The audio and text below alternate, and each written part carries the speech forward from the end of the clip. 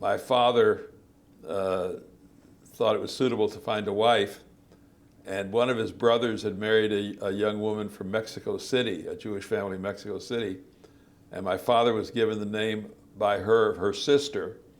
My father went to Mexico City, but the woman who answered the door was not the sister-in-law's sister, it was the woman who became my mother.